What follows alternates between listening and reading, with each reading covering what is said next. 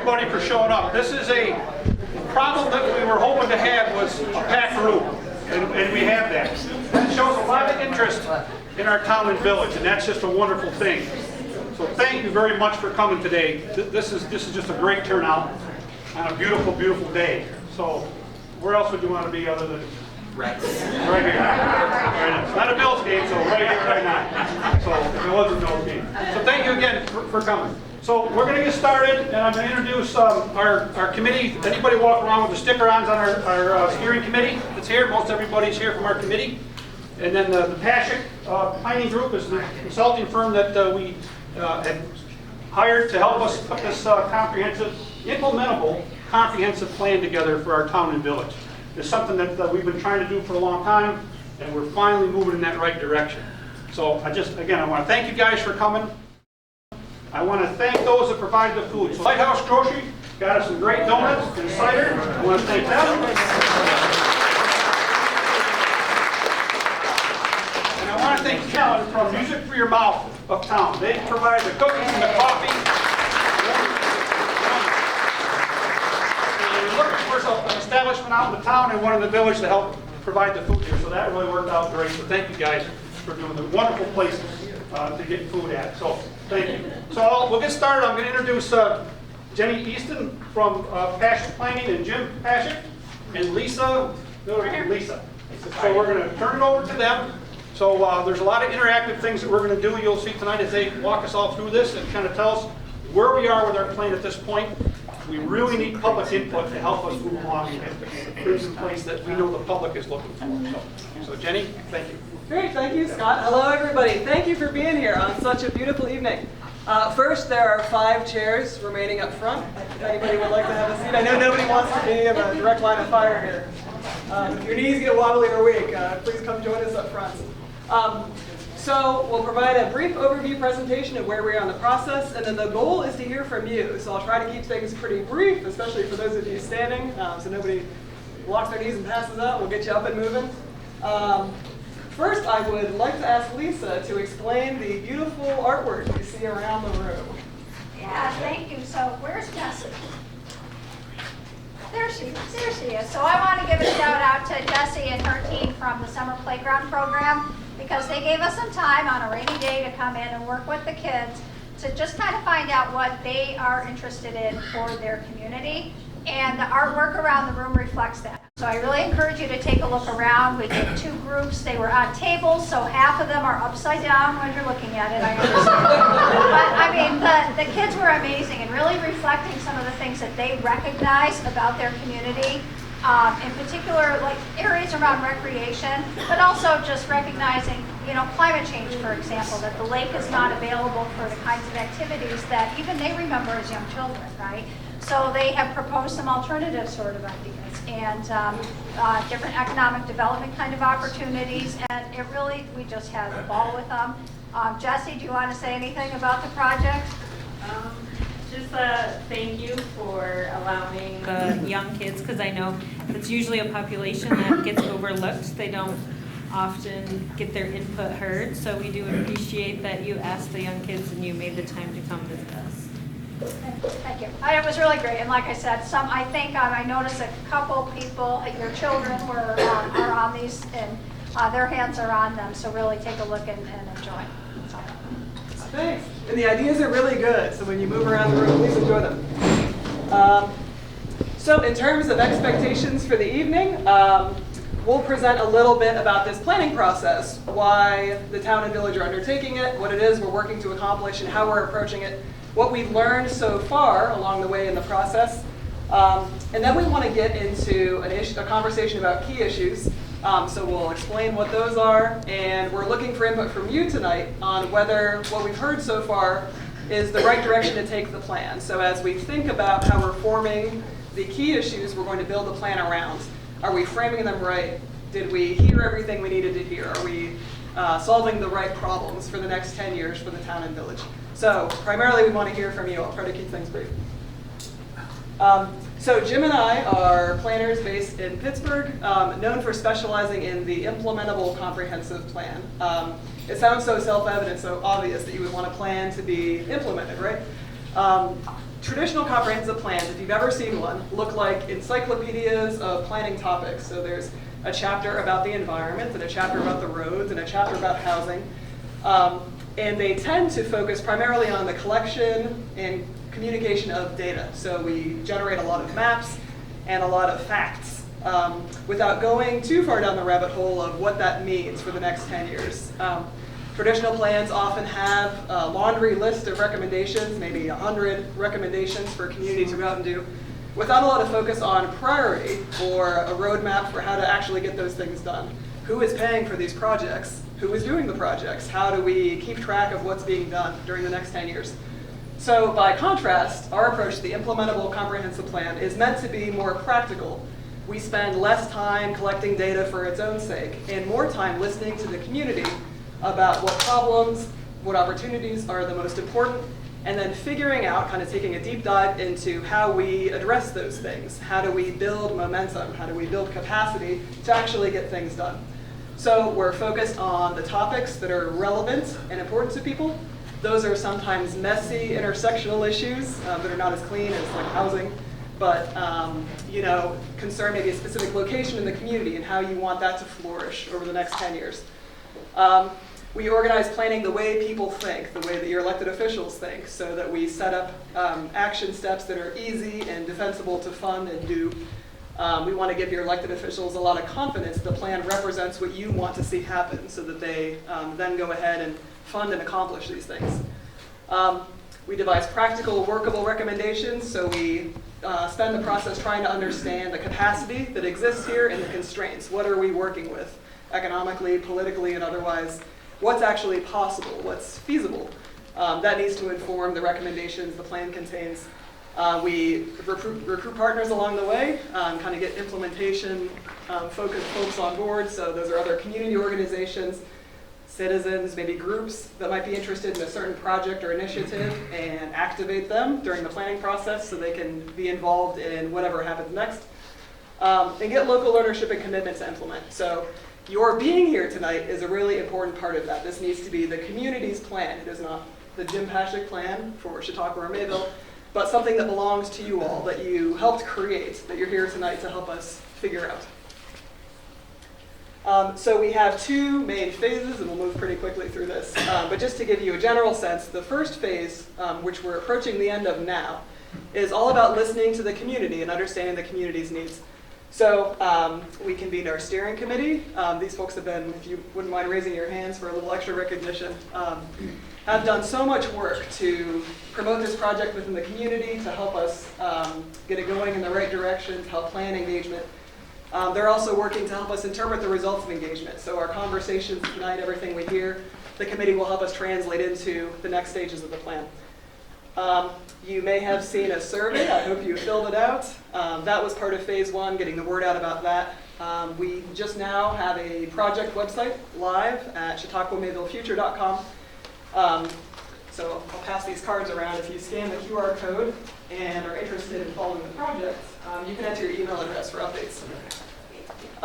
So we're kind of getting the project set up, listening to the community, taking a scan of the work that's already been done, the past projects and planning efforts. We're not reinventing those, we're building upon them. So taking stock of all of that.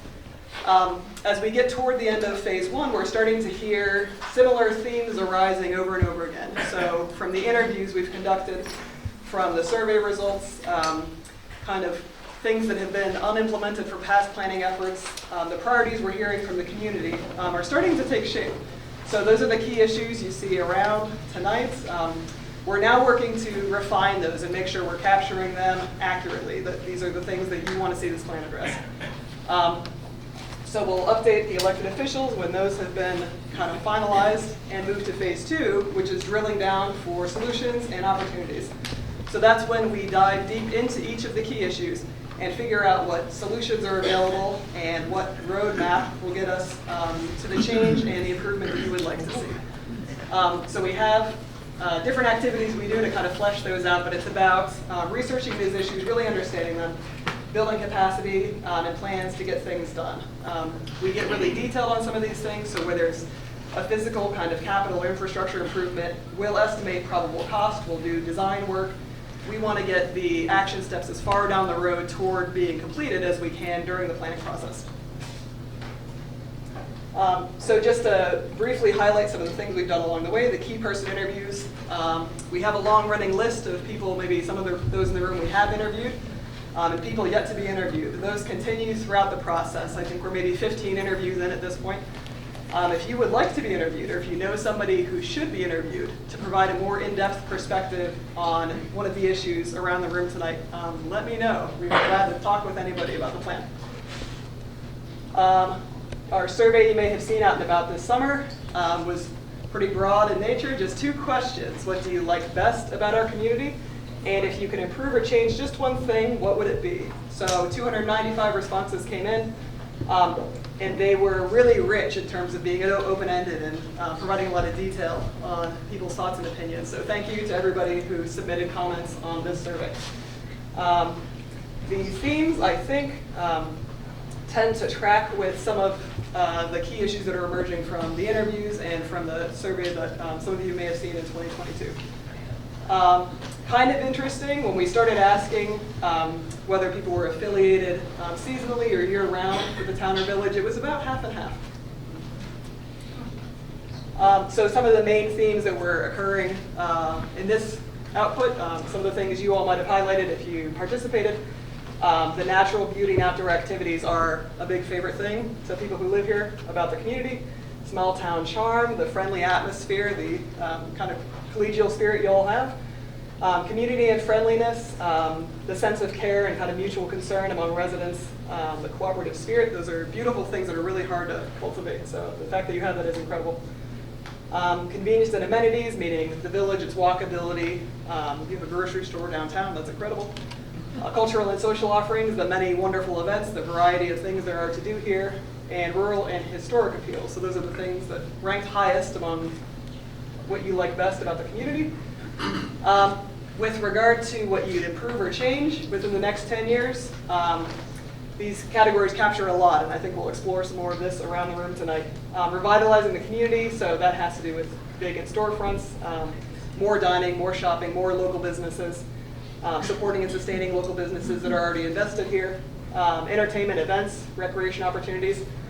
So building upon the offerings that are already available to offer more options for people of all ages, abilities, interests. Concerns about the natural environment, given some development pressures, et cetera, to improve, to preserve the health of the lake, the water quality, and capture, preserve the special things about the village's historic aspects. Also mentioned were different aspects of infrastructure and maintenance and kind of community nuts and bolts services. And then there are always comments about taxes, so that's not a surprise. Healthcare access, more services catering to both residents and visitors. So kind of similar themes in a survey a couple years ago that was longer in terms of number of questions. So you see some of the same themes coming through: vacant storefronts, a desire for additional retail service opportunities, development that's out of character, and then the priorities, again, were the same, broken here by the village and the town. So Main Street facade improvements, and in the town, broadband, waterfront improvements, open space, environmental conservation. I want to mention that we have a community profile document that we'll post on the plan website for public review. So we have taken stock of demographic trends and conditions, housing and economics. We wanted to get a snapshot of these trends as they impact the town and village today. So slight population loss over the last 10 years. What is the implication of that? How do we turn that around? What factors into that? Housing units, especially interesting here. The homeownership trend, pretty strong, but the seasonal vacancy, of course, is an issue the plan will have to address and approach in a nuanced way. Economic trends, so we look at employment, unemployment within different sectors, what sectors are performing really well here, what opportunities exist with more people working remotely now, how can the town and village capture people who might want to live in such a beautiful place, have jobs elsewhere.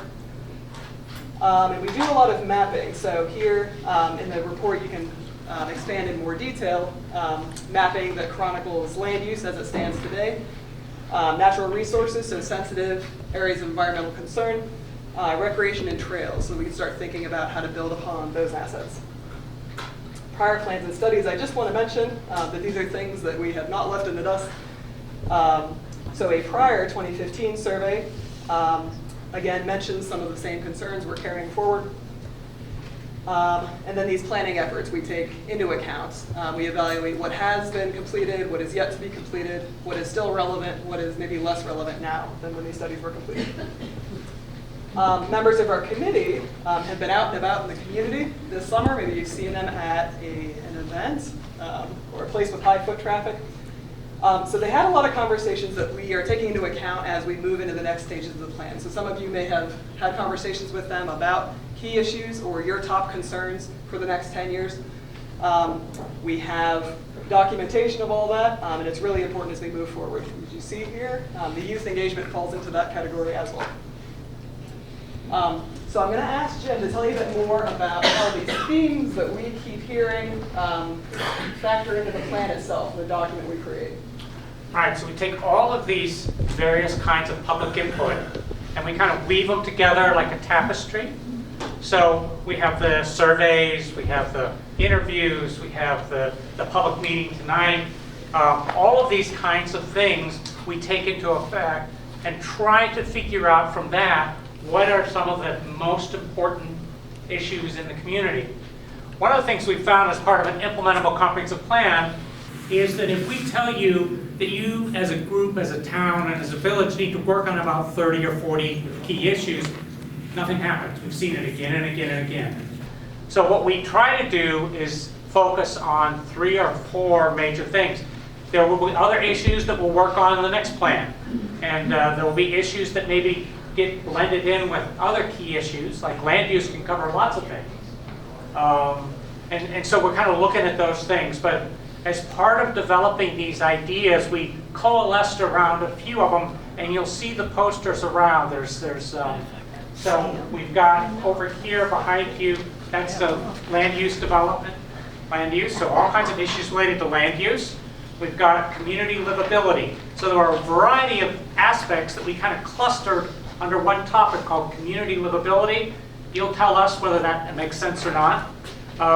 We have economic vitality as an issue. People kept bringing that up, especially related to Mayville. And we have, I can read it, mobility and access.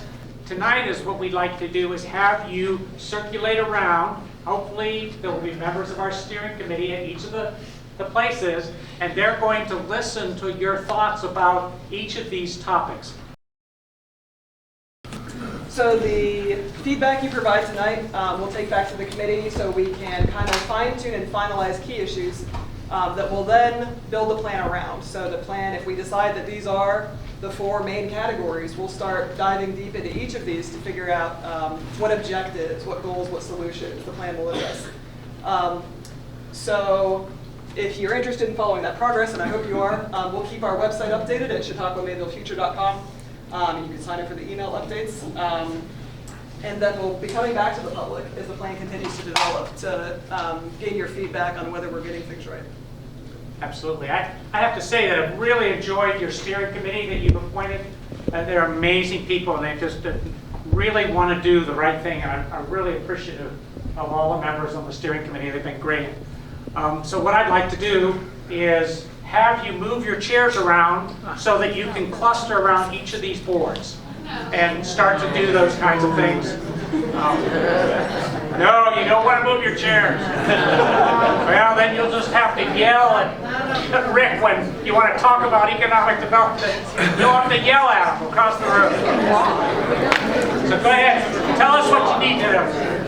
Enormous discrepancy between the Chautauqua institution and the county. And until that gets resolved and people feel as though the institution really has a positive impact in the community, none of this is going to work. We have all these resources here that could be potentially expanded, but unfortunately there's this whole Oklahoma farmers and the cowhands. And we're constantly butting heads. So, thank you for that. I've already written that down. We're gonna bring that back to the steering committee. We do not want that elephant in this room. Right, I can assure you. Just to add to that, Jim, one of the things we did is we wanted to make sure that the property owners within the institution had a say on our committee. So Russell, where's Russell? Russell's the member of the Property Owners Association within the institution. So we wanted to make sure they had a voice on our committee. We've also sat down and talked with the Chautauqua institution themselves to make sure that they know what's going on, what we're trying to do, and how we want to include the institution properties within our plan. So we are working with them as best we can. Yeah, but thank you for bringing that up. Yes, I'm a little hesitant, I'll take yours, but I really wanted you guys to be talking out here as opposed to us talking. Please, ma'am. Just to augment that comment, I heard John Shedd make a presentation about plans Chautauqua was thinking about in the future, and they seem to be so similar to what we're talking about tonight that I thought certainly maybe he would be an interview person. Absolutely, he was. And we met with him and talked Already? with them, yes. That was Because an important element. Okay, well, that's good. I feel like Liz in a way. 3-hour visit that he gave us on campus. We went onto the grounds. Yeah. John Shedd led a group of us, about 10 of us, for about 2 or 3 hours of his time. Took us all around the campus, and shared with us that one page, the development plan. So they have that. So we have a copy of that plan, so we can be aware of it as we start to look at plans for the rest of the year. Just real quick, I've taken some time to sit down and talk to Michael Hill and actually talk about, you know, how to bridge the gap between Chautauqua and Mayville and the town, because I feel that Chautauqua is a big part of what you're saying. So we've talked to him about bridging that gap, and we'll continue that talk. That'll be a major effort on this part. Have to go. Yeah, we can get better. Yeah. Thank you. So, Talk again. start to talk to our steering committee. Can we just walk over there? And if somebody needs a chair, we'll be happy. Needs a But chair. we'll get all this chairs. Make sure you have.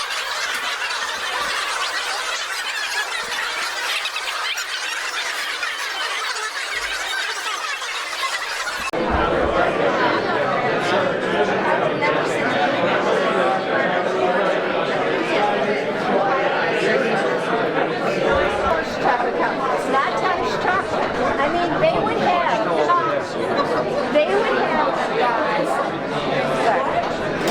they would have a, I'll bring them. They're really well done. And I save them all. Tell everybody that you can get on the website and you can leave a comment, and that may be the best thing to do. Because we'll read all those comments. And I feel that probably a lot of people aren't going to feel that they got heard tonight. They get on the website and they can leave a comment. Leave 50 comments if they want. And they also, everything was local that they promoted. We talked about sustaining local agriculture. They had where you could go to the farm on a day to visit the local farm, where you could go take your kids for sheep. Now, Again, granted, bridging that gap, right? Yeah. Bridging the gap to everything, so we're all working together. yes, I will get that stuff for you, but that, when I saw that, I mean, it was really excellent. And I'm sure they could do it.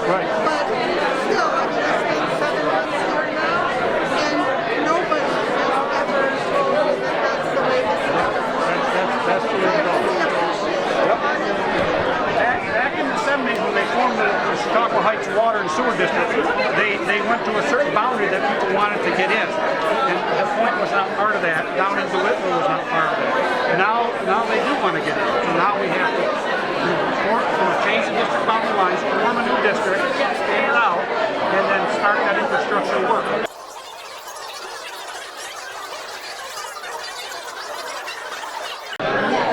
But you guys are next. You're the next generation coming up. And that's why we need to hear from you. Now, there's more younger people here. They could make a big difference. We're hoping the school will be here. Kids in the school. They will. They'll be here when they're in their 20s and 30s. They'll start being here, just like yourself.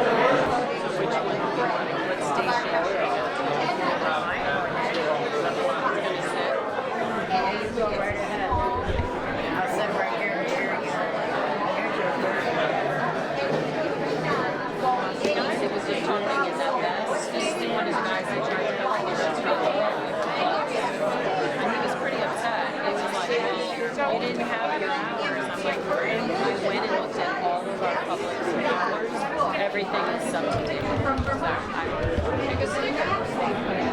For each city, and the things they do, it makes it so easy to find everything. And I know New York State has those things by county, but they're cumbersome. So you're talking about developing a guide. Or Brandy, a guide. And I have a lot of it at home. I'd be happy to share. Next committee meeting, come on out. It's